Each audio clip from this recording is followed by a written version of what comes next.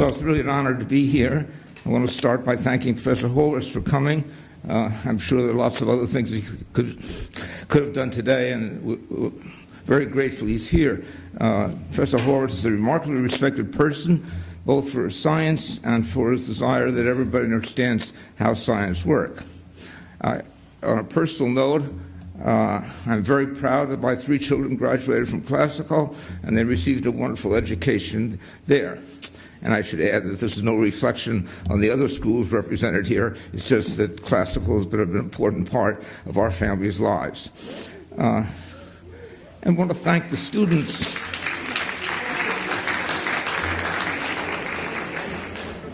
No, we think classical is wonderful.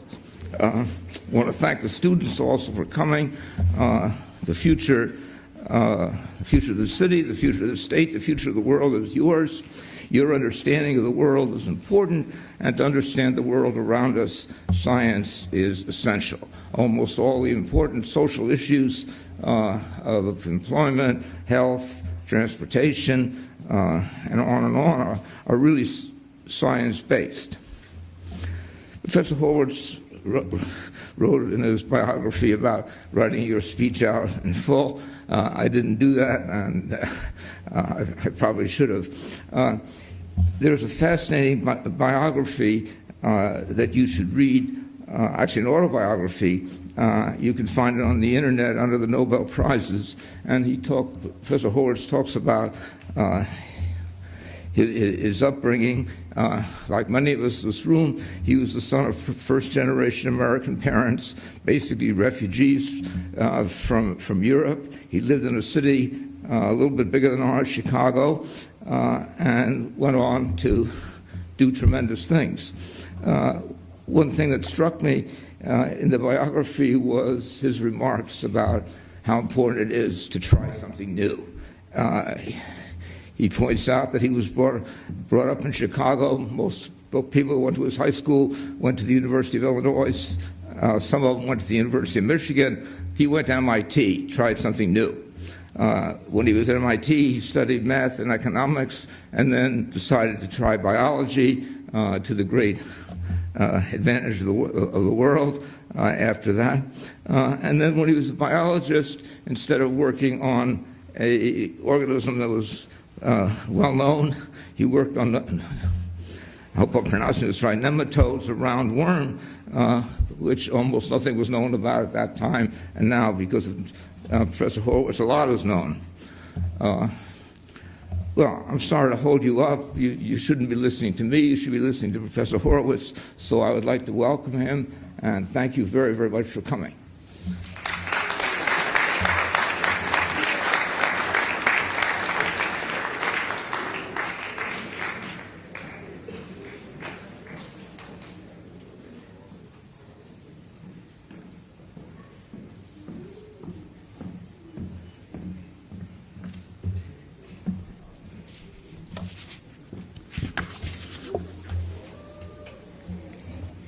Well, thank you very much for those kind introductory remarks. I also have to say that for the students, if you remember nothing else from this entire session, remember the message of what you were just told, which is also going to be, I think, my primary message in speaking to you, which is don't be afraid to try something new.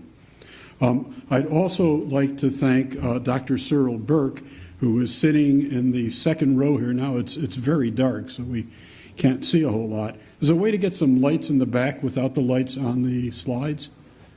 No, so is that possible? The dark is always dangerous. Dr. Burke is not only hosting me in my various visits today, but he also was my advisee. He was my student a long time ago. We won't quite say how long that was. It's an enormous privilege for me to be able to speak to you today. I care very much about students.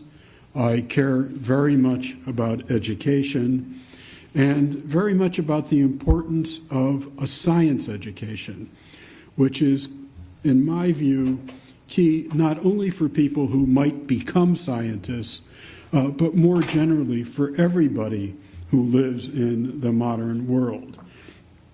I'm very involved with an organization that works very closely with both middle school and high school students, and I'll say more about this organization in a moment. Okay, if we can go to the next slide. This slide outlines basically what I'm going to talk about this morning. First of all, I'll say a few words about why I think science should matter to everybody. Secondly, I'll talk about some opportunities for high school students in the area of science.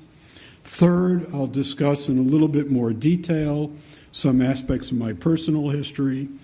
Fourth, I'll turn to my own science and, in fact, a little bit about the work that led me to win the Nobel Prize.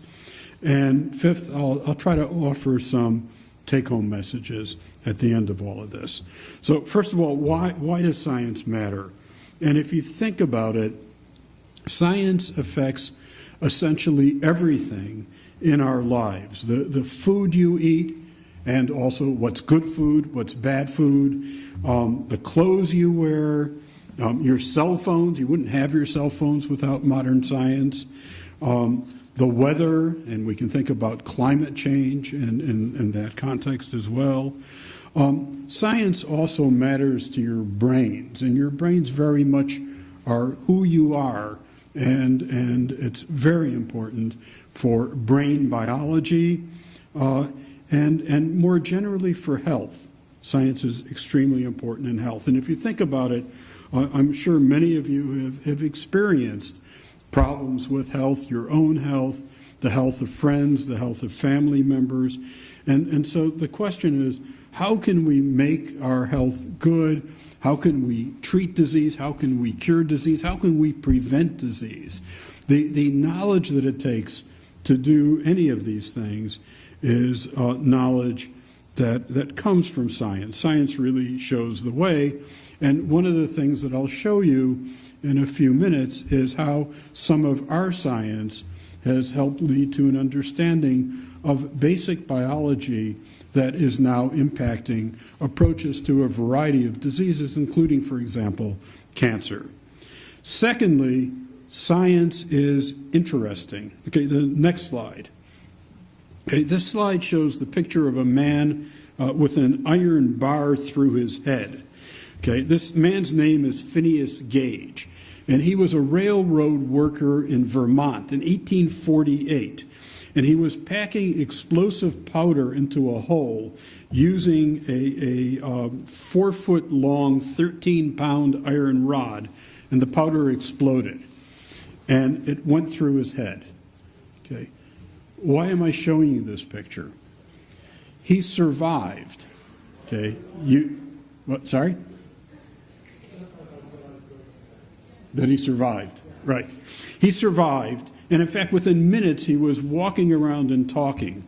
And he now is a classic in the field of neurology, the field of neuroscience, because the damage that was done, this went right through his brain, was major, and yet he survived.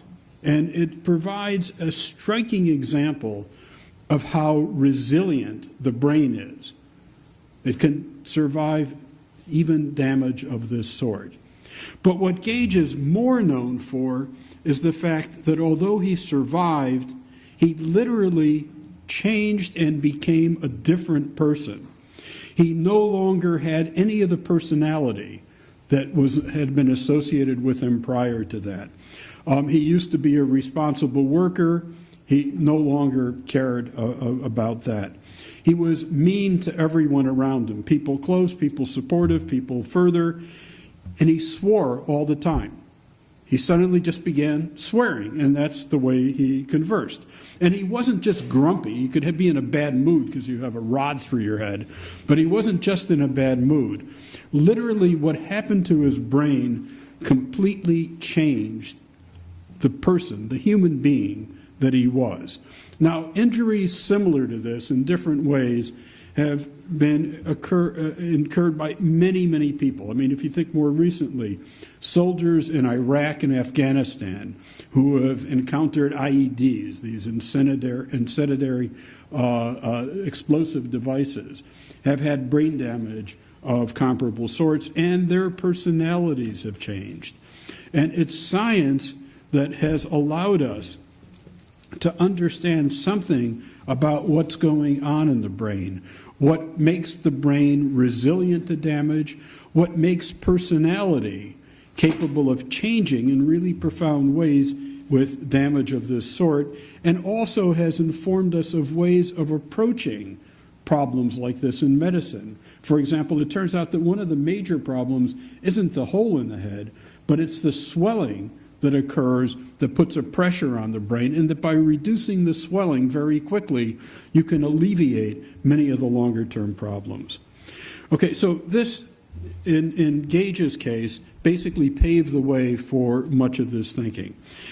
Gage's case also revealed something else, and that is the brain isn't just a big indiscriminate blob.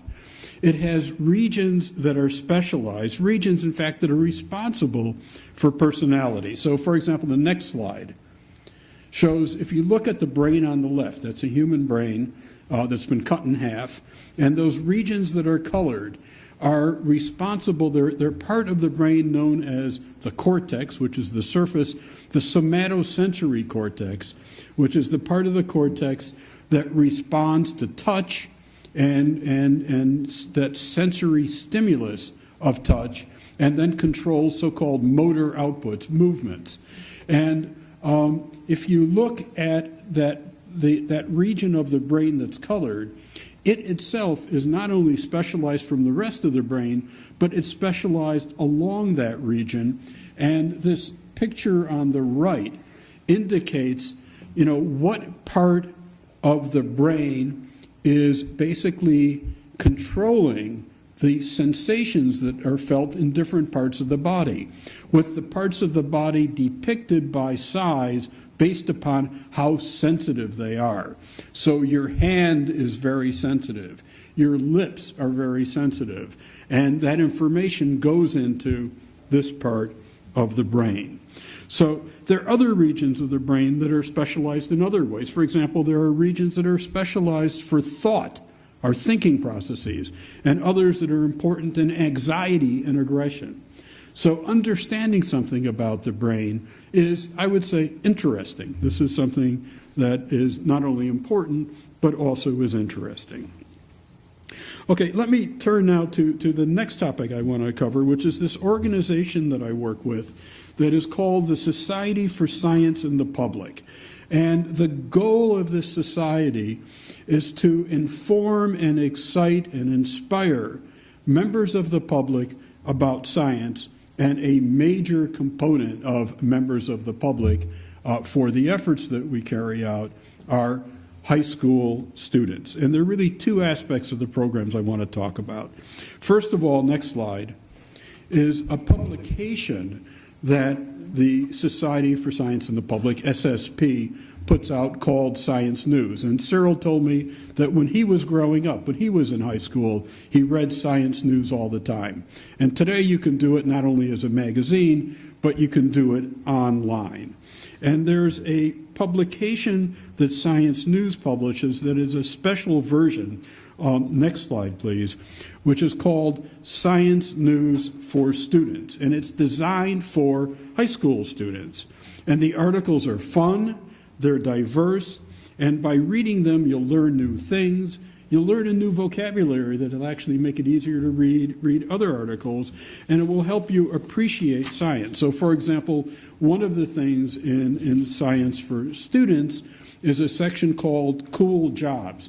And this particular article talks about jobs in science that help athletes maximize their performances. Because, of course, athletes are dependent on their bodies to do what they do. And there are a lot of things that will influence how bodies work. And this article talks about jobs in science that are focused in that way. SSP, next slide please, also runs science fairs. And I don't know if your schools offer science fairs per se, but if not, there are other ways, I would guess, to have opportunities to do things actively with your fingertips that are science experiments and science explorations. And reading about science can be fun, but doing science is even more fun. And this slide shows an example from an International Science and Engineering Fair where a student is explaining to one of the people at the fair about the research he's done. And below here, we see some of the winners of that fair supposedly standing quietly at attention while things are going on, but they were pretty excited. Okay, so there are opportunities, and Science News for Students has sections on the website, next slide please, that describe the kinds of projects you can do in science fairs, but also projects you can do in the classroom, okay? Projects you can do at home, and there are all sorts of things. Next slide shows some of the advice that's given for students and teachers and parents all for things that are science that can engage everybody in the family. So I would encourage people, if you have any interest, do a little bit of reading, look at the SSP website, Society for Science in the Public, and find something on there that you think is going to be fun. Okay, I'd like now to turn a little bit to my personal history, and you've heard a little about this. I grew up in Chicago. I lived in the city of Chicago through the 8th grade, and I actually was a member of what we called a gang. But I should say by Chicago standards, it was a very gentle gang.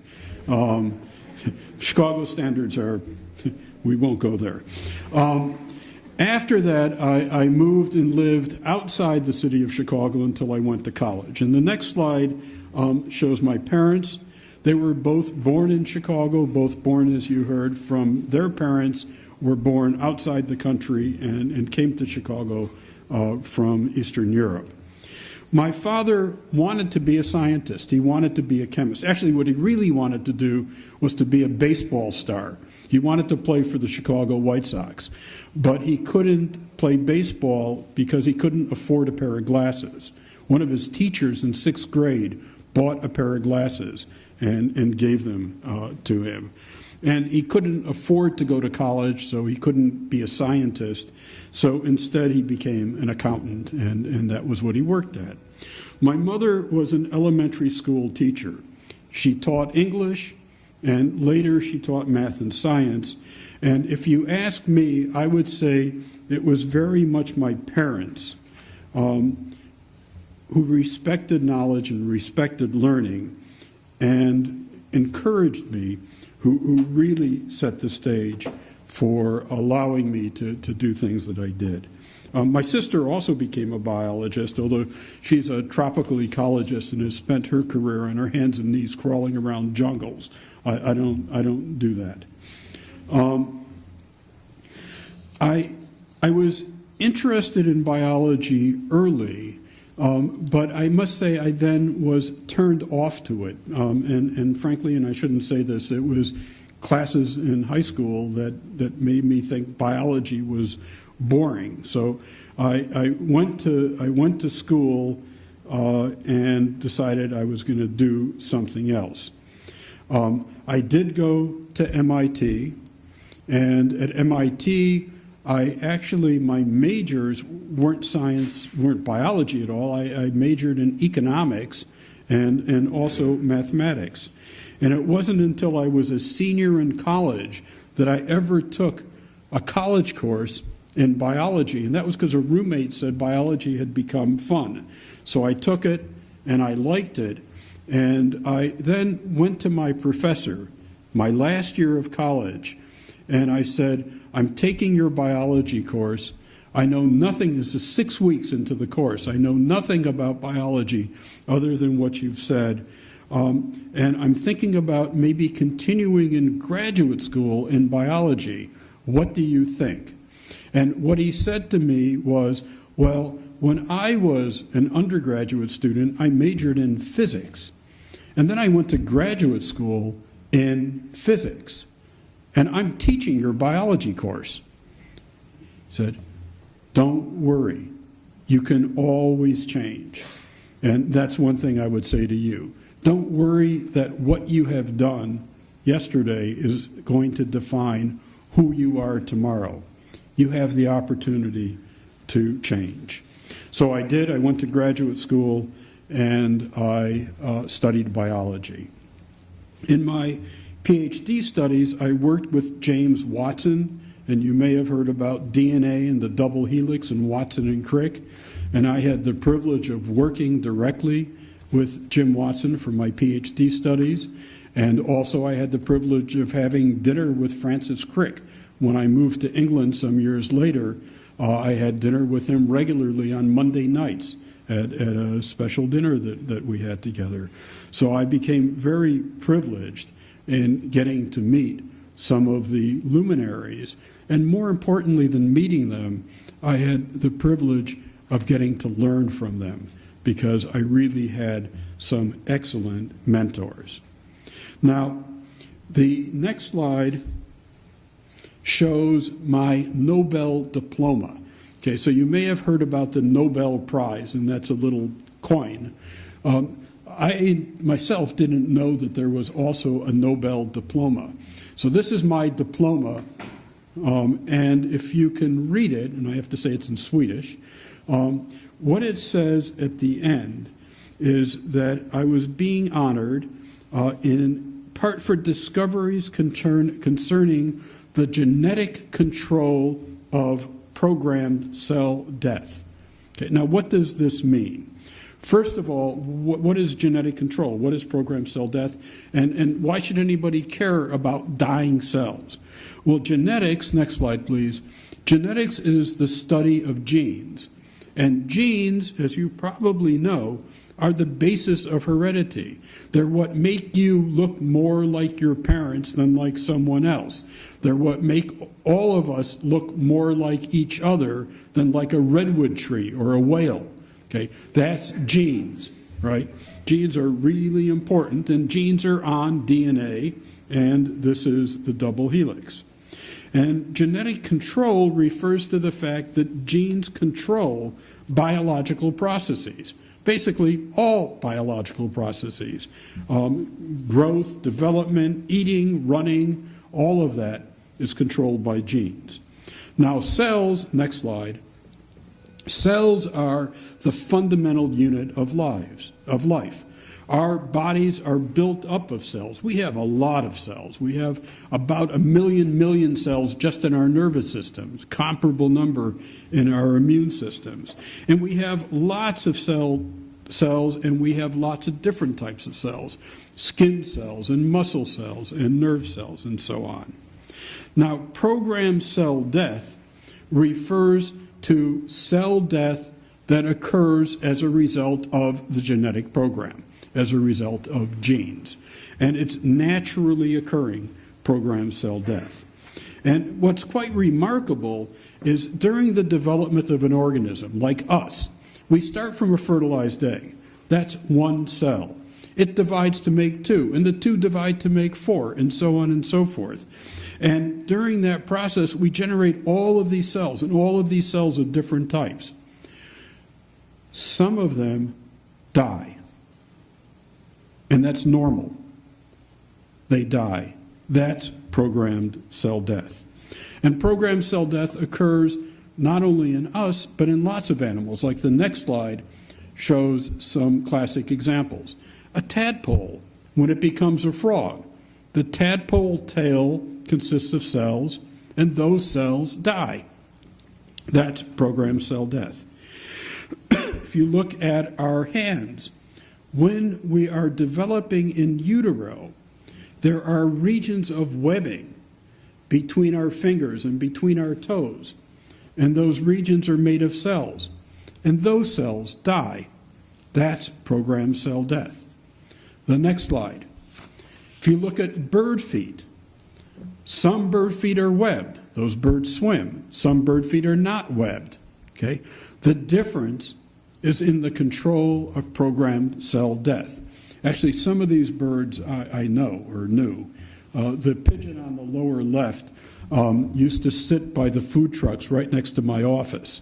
And the goose was on the river 2 blocks away. The chicken and the duck I had no personal contact with. Okay, so programmed cell death occurs, and it turns out it's very important. So go back to our brains. When we're developing before birth and our brains are being formed, as many as 5/6 of the brain cells that are being generated die. That's a normal aspect of brain development. The blood that's running through our bodies, many of the cells of our immune system are in our blood, and 95% of certain cell types in the immune system die normally by programmed cell death. Okay, so programmed cell death is really fundamental with us. Nonetheless, until not very long ago, there was very little attention paid to programmed cell death, paid to any cell death.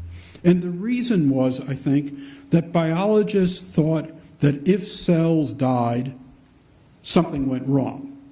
That was something going wrong, nothing interesting there, just figure out how to keep it from going wrong. But what we know today is that that's not the way to think about cell death. And it was the work that I've been involved with that has helped change that view. What we know today is that there is a biology of cell death. There are genes that control the process of cell death. So just like there is a biology that controls the way cells divide, or the way cells move, or what makes a nerve cell or a muscle cell, we know there are genes that control what makes cells die. And it's the discovery of those genes that probably I'm best known for. Now, I've said that programmed cell death is basic in biology, but any process that's basic in biology, if it goes wrong in us, can lead to disease. And cell death is no exception. So the next slide shows that there are many diseases, many disorders that are characterized by abnormalities in cell death. And there are 2 types. They're disorders in which cells that should live instead die. There are disorders in which cells that should die instead live. So, for example, Alzheimer's disease, cells in the brain die. Parkinson's, Huntington's, Lou Gehrig's, which is ALS, amyotrophic lateral sclerosis. In all of these cases, particular brain cells die. Stroke, cells in the brain die. Traumatic brain injury, that's falling on your head from a motorcycle. That's traumatic brain injury. Cells die, but what may be surprising is that many of the deaths that occur after you have a traumatic brain injury are not caused directly by the damage, but rather by the activation of the process of programmed cell death. The cells are actually killing themselves in response to the challenge that they see nearby. Heart attacks also involve deaths, this time, of cardiac cells, heart cells. There also are disorders with too little cell death, and cancer is a good example of this. So people tend to think about cancer as cells dividing and dividing and dividing without control. And that's true, but it's actually only half the story. Cancer is caused not only by too much cell division, but also by too little cell death. And let me give you an analogy. Picture a bathtub, fill it halfway, and have water coming in and a drain draining the water out. If you increase the flow of water in, that bathtub will overflow. Conversely, if you leave the water flowing in the same rate, but you slightly plug the drain, the bathtub will overflow. Either too much water in or too little water out causes the overflowing of the bathtub. Cancer is exactly the same. Either too many cells being generated or too few cells dying will lead to too many cells and a cancerous state. And most cancers, in fact, involve both too much cell division and too little cell death. And many cancer therapies work by activating the endogenous normal process of cell death. You know, that's what radiation therapy does, and that's what many cancer drugs do as well. Okay, so what then did we do, since cell death clearly is important? Next slide. We studied this little worm. We didn't study patients. We didn't even study mammals. We studied a little worm, and unfortunately this is a movie, but the movie part isn't going to work the way we set it up there. So you would see the worm crawling along. This worm is tiny. It's a small fraction of an inch, 1/25th of an inch, okay? Very tiny. And yet this worm has nerves and muscles and all of those various body parts, and it's really, really easy to study. And by studying this worm, we were able to figure out how programmed cell death works. And by we, next slide, I mean my colleague and mentor, Sidney Brenner, and next, my colleague and also mentor, John Sulston. And the three of us worked together, studied this worm, and studied how it develops. Next slide. This picture shows the developmental history of all of the cells in this worm. So whereas we have 1 million cells in our brain, this worm has 302 cells in its brain and has only 959 cells in its entire body. And this diagram shows where all of those cells come from. Every horizontal line is a cell dividing to make 2 cells. The axis going down is time. So from 1 cell at the very top, the fertilized egg, this diagram shows the developmental origin of all 959 cells in the animal. But the animal generates more than 959 cells, actually 131 more cells. And those 131 cells are not found in the adult. And the reason is they die. They undergo programmed cell death. So we took this little worm and we said, what makes those cells die in this worm? Next slide. Okay, so there are, when you look at the cell death process, 4 steps. Every cell has to decide, I'm going to live or I'm going to die. And those cells that decide to die have to literally execute the decision and be dead. Then the cells that are dying are eaten by their neighbors to get rid of them. If in us that didn't happen, we would have immune system responses to the dying cells. And then finally, the debris of the corpse of the dying cell is degraded. And all of this can be depicted much more familiarly, next slide, by the 4 steps that are shown here. Here's what happens in programmed cell death. Who dies? Kill them, get rid of the body, and get rid of all the rest of it. Okay? That's programmed cell death in a nutshell. So how do we figure out how it works? Okay, we started with mutants that were abnormal. Next slide. So here we see on the top slide, we see dying cells as we can visualize them in the head of the worm. Those flat disc-like things are cells that are dying. And what we did was we looked for mutants in which cells don't die. Like in the bottom, you don't see any of those. That's a mutant in which cells don't die. The mutant is in a gene called SED3, cell death abnormal gene number 3. And what happens is if SED3 is turned off, none of the cells that should die, die. What that means is SED3, when it's active, causes cells to die. Next slide. SED3 is a killer. SED3 kills cells.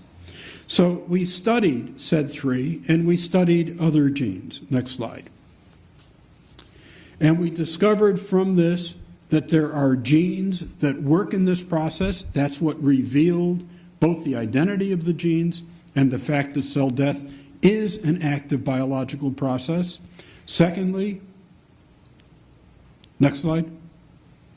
And Hillary was the student who did this work, the older one, not the younger one. Okay, next slide.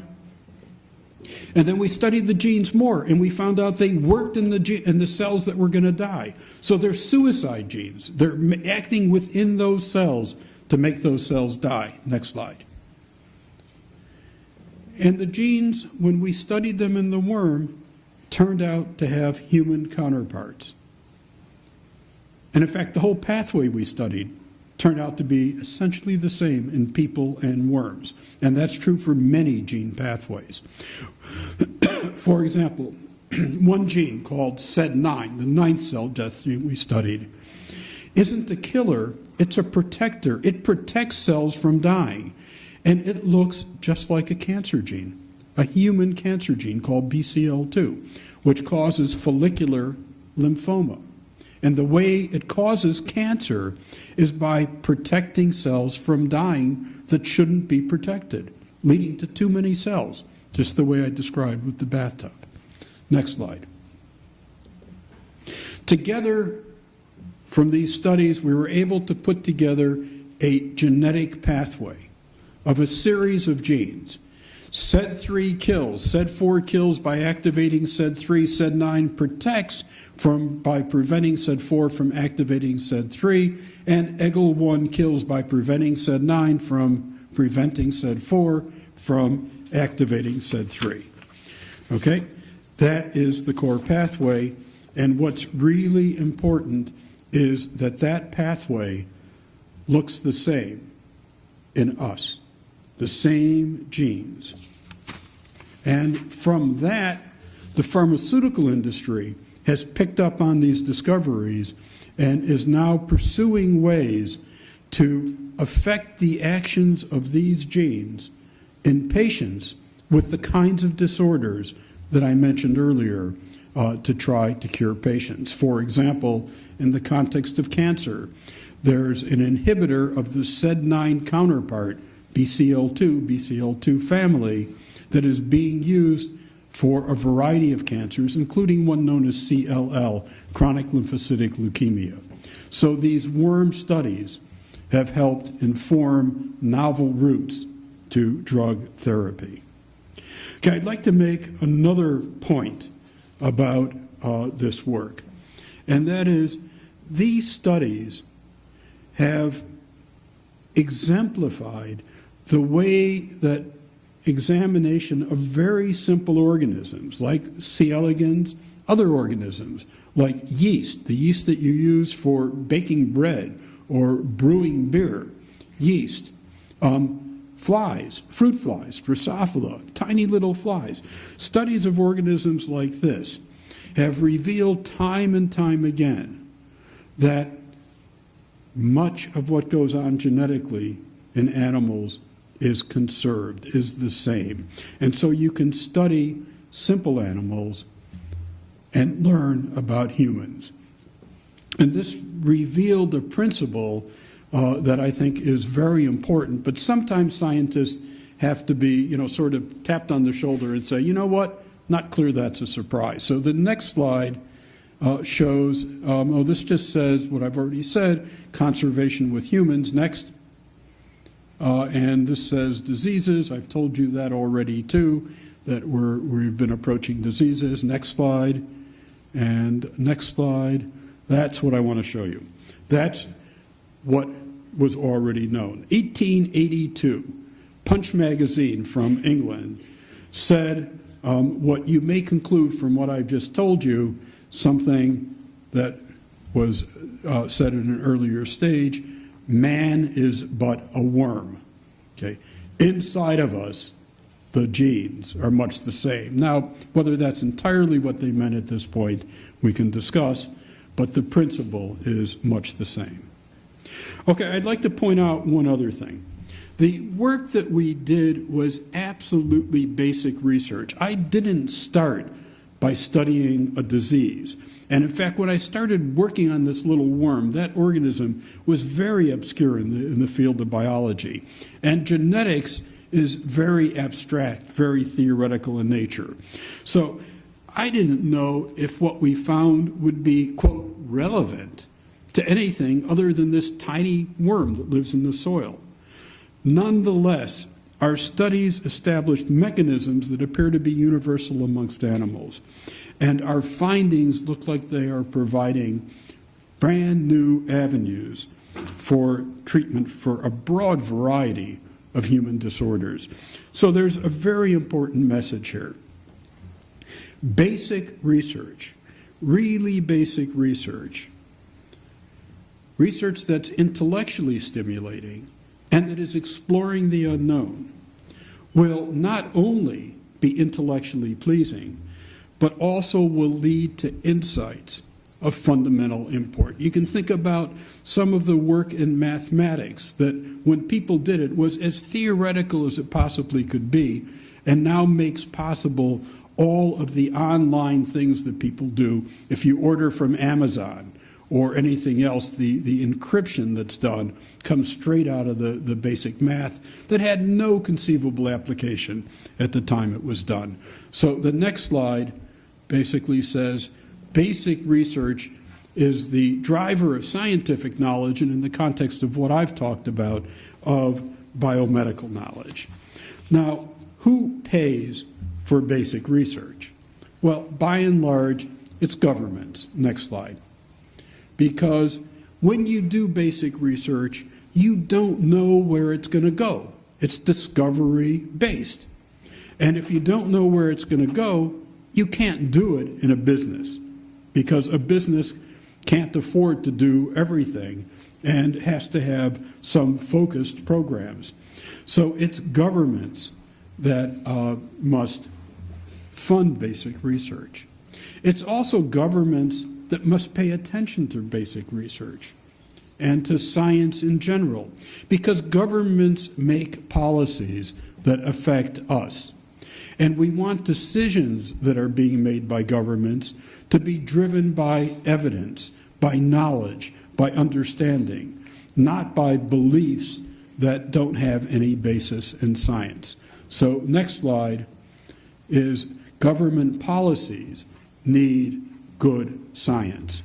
And in that context, some of us have been very lucky to be able to work closely with various members of the government.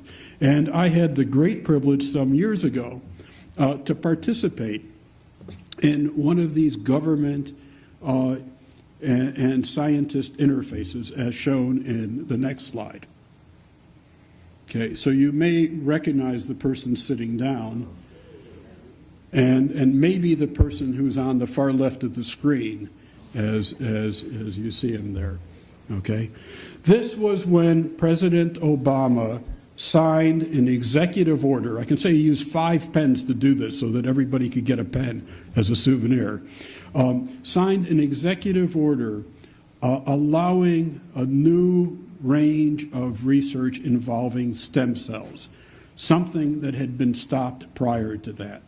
The scientific evidence said stem cell research can be done in a responsible and ethical way and has great potential for medicine. And he signed this order that said, okay, I agree. That is science informing policy. And I should say this event in the White House was a very, very special day for me. And I also have to say, I did not know I was going to be on stage until 20 minutes before that.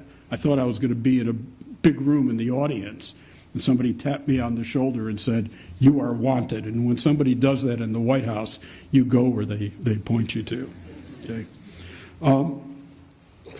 Okay, so very important for governments to make decisions. But science is also very important for you to make decisions. Your decisions should be based on science. Simple things. What are you going to wear today? Somebody's predicting the weather. How do you train for sports? We mentioned sports earlier. Well, there are things you do that are scientifically based, and they make more sense. But all in all, everything you do in some way is being interfaced with science. And the more you understand that science and the more you can use scientific evidence to affect your decisions, I think the better it will be. More generally, and let me see where we go with this. Let's go to the next slide, because here I think are some of the messages. Okay, so one, everybody needs help. Everybody needs support. So one message is find people who are good for you, who are going to support you. Teachers, other mentors, friends. Find a good support community who can help you in what you're doing and also help teach you and to learn. Second, as I said a number of times, basic research. Okay, really basic research. That's the driver of what we know, and it has to come from the fundamental. Thirdly, as I've been discussing, science should inform decision-making, both by governments and by all of us in whatever it is we're doing. And fourth, full circle to what we heard even before I got on the podium, don't be afraid to pursue your dreams. They are what make us who we are. Okay, and with that, and let me just go to the very last slide, just to give you an idea. I run a research group at MIT, and these are the people who are working with me at this point. They come actually from all over the world with lots of different backgrounds, and I like to think that they're all having fun as we pursue the unknown. Who knows what tomorrow will bring? So to the folks who work with me and to all of you who have come this morning, I just want to say thank you very much.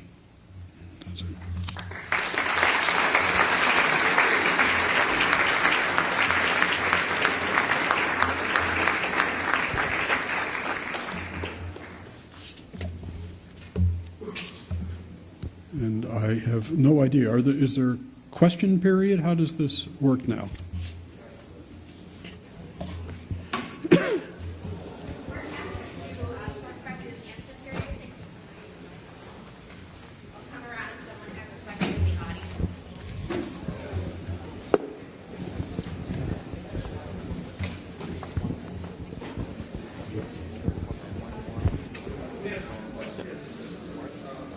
Hello. I was wondering if you could talk a little bit more about other research that you have engaged in the past few years.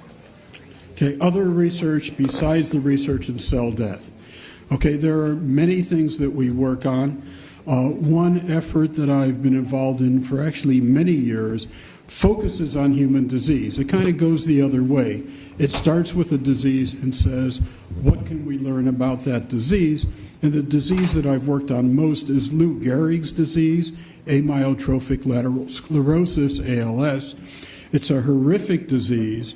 It causes nerve cells that control muscle movements to die, and patients have completely intact brains and brain functioning, but are trapped in a body that cannot move. And it's very rapid. It's only about 3 years from the time of onset to the time of death, and it's something that's quite horrible. And I lost my father to the disease and began working on it at that point. And what we have done is we've identified from studying human patients a number of genes that are involved in the disease, and we're trying to use that information to find something to do. So that's one area. A second area involves the nervous system and how it works. And I'll just give you an example. You'll be the first to know. I've never talked about it in public, but you say, what's recent? I have a student in my lab who came to my lab actually from Google. He had been working at Google, he was a computer programmer, and he decided he wanted to do something new. And he thought about problems that were interesting, and the problem that he thought was most interesting was consciousness. How do we think and be aware of ourselves? Well, that's a good problem. So he decided to go back to school, and he went to graduate school, and he started talking to people who were working on, higher level problems in computation. He came from computers and the brain and systems, and he ended up coming to my lab to work on this worm. And he said he was going to work on the worm to study consciousness. And I said, what makes you think this 1 millimeter long worm is conscious? He says, I have no idea, but I'm going to try it. Okay. And he did a variety of experiments. He worked for quite some time and came up with something that was very clever in finding a way to determine not if the worm was thinking deeply, but rather if the worm was able to respond to certain stimuli that we knew with people, if people responded, that they would say later they were aware of it. It's awareness instead of Anyway, he did all of that and didn't work. Okay. And he concluded worms actually are probably pretty stupid, which some of us would have suggested to be the case. But he got interested. And so then what he started working on was the way in which this worm responds to light. Well, I said the worm is much like a little person, but it doesn't have eyes. But it still can respond to light. And it doesn't have any of the molecules that we've learned about. Like in our eye, there's a molecule called rhodopsin, photorhodopsin, which responds to light, and it triggers all these things in our nerve. Well, the worm doesn't have those. Doesn't have any of the molecules that have been involved in responding to light. And so he did this whole analysis, and what he figured out was that the response to light didn't come from any eye-like organ, but actually came from the pharynx, which is the feeding organ in here.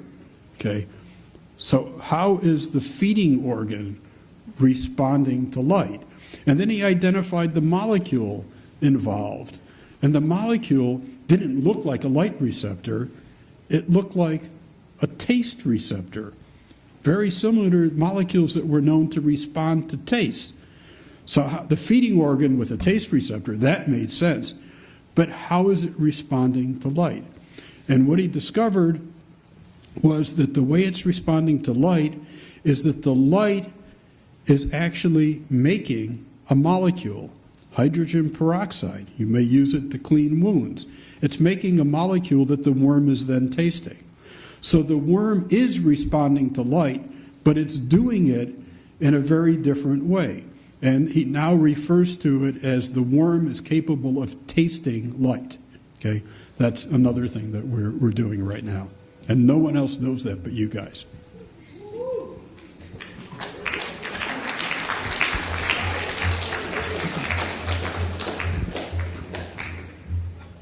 Good morning. My name is Amilcar, and I have two questions. My first question is, if you were to discover a solution to this, let's say you can reverse the process of the death and the development of new cells, will there be like an issue with privilege problems, or who deserves this or who doesn't? And also the other question is, I've heard of people saying that they can cure their own diseases, like let's say cancer. I've heard of people curing their own cancers. And I was wondering that, I also heard that people back then would do it too. And if this could be a natural process that we don't know how to handle or how to control, or does this require a medicine or a solution, a catalyst? So let me see if I understand the question. So the first question is if we can block death. Is Yes. that good? Yeah, if we can block death. So, okay, so let's say, first of all, there's a difference between the deaths of cells and the deaths of organisms. And so when we die as individuals, as far as is known, it's not by the process that I described. Other things are going on. Having said that, there are many people in the field of biomedicine who are studying the problems of aging and longevity with the hope of dealing with diseases of old age better than we can now. Diseases like cancer, or which is sometimes a disease of old age, or Alzheimer's disease, or others. Okay, and for most of the people in that field, the way they think about it is dealing with the disorders of old age rather than curing death. However, some people say, well, maybe science can get you to a point where we don't have to die. That would have profound sociological implications on both personal and societal levels. And one of the reasons that it's important for all of us and our governments to understand something about science is to be able to inform, as I said before, policies based on science that make sense. Because there are many ethical issues, as well as many practical issues that would come up, and you want to make sure that whatever policies are in place are informed by that. Now, the second question was, say again. If you guys find a solution to reverse this problem, cell death, having greater control of cell death and the development of new cells, would there be an issue with privilege, for example, who gets this medication? Right. Well, anytime there is knowledge, there's a question both of use and misuse and a question of who and not who, right? And again, that has to do with policies. I mean, if there is information that is good for health, you want that information to be available to and used by the community as broadly as possible. And again, that's society's role. And scientists, I think, have a responsibility to make sure they work with those people who are empowered to make societal decisions so that the decisions can be informed by the science. Thank you. Okay? Is there another question?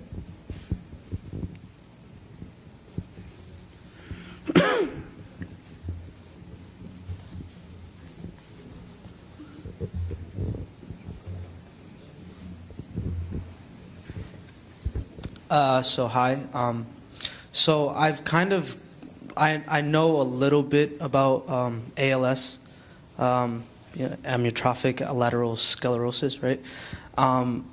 I've seen how you're kind of into stem cell research and how you got President Obama to sign a document that says let's go on with it.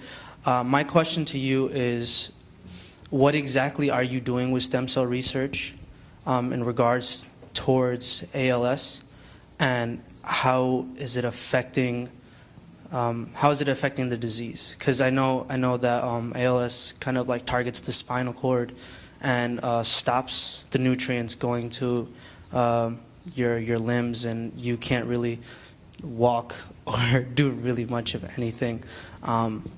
So I just want to know how stem cell research is helping get people past ALS.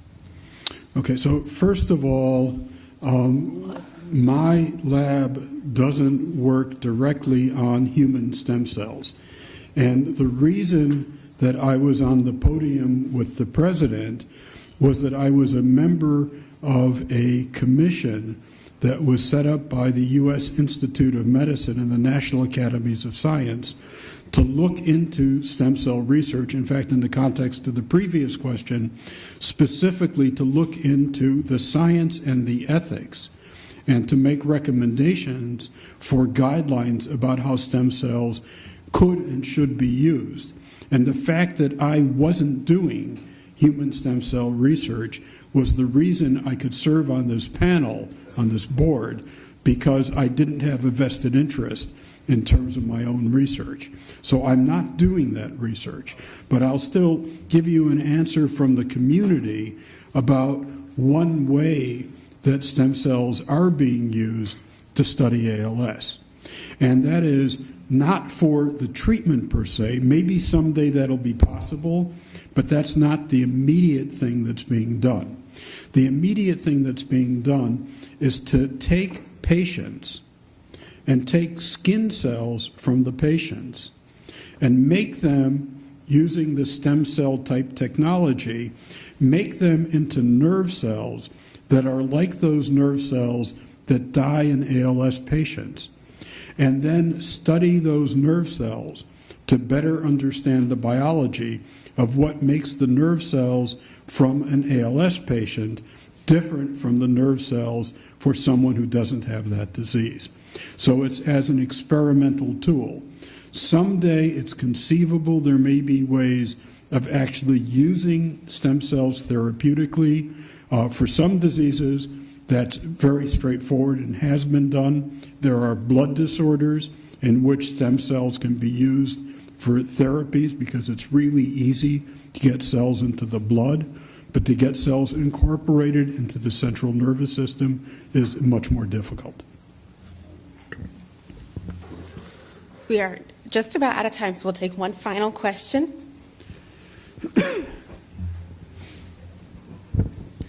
Hi. You spoke about the need for both the general public and members of our government to be both invested and interested in science, and I'm wondering what steps you think individual scientists and the scientific community need to take to increase that and to get the general public more aware of the things that are going on and what the true scientific facts are behind things like climate change and stem cell research.